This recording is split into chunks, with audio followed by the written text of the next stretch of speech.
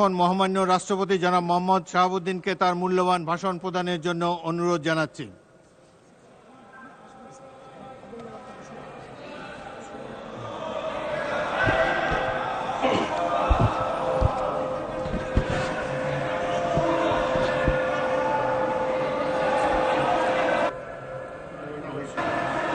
মাননীয় সদস্যবৃন্দ,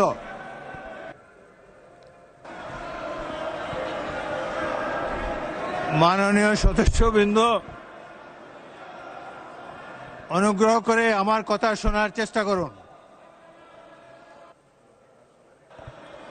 মাননীয়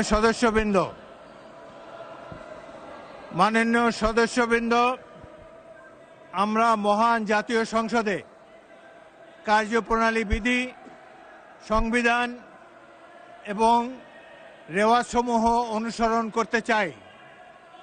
আপনারা এখানে কোনো খারাপ প্রেসিডেন্স উত্থাপন করবেন না। দয়া করে আপনাদের আসনে বসুন এবং মহামান্য রাষ্ট্রপতির ভাষণ শোনার জন্য অপেক্ষা করুন।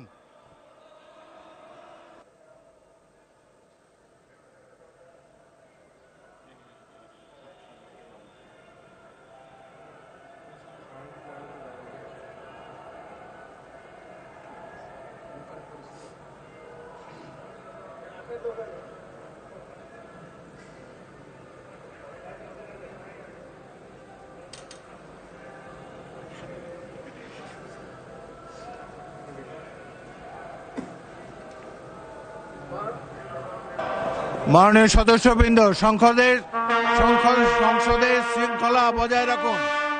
অপেক্ষা করুন ভাষণের জন্য।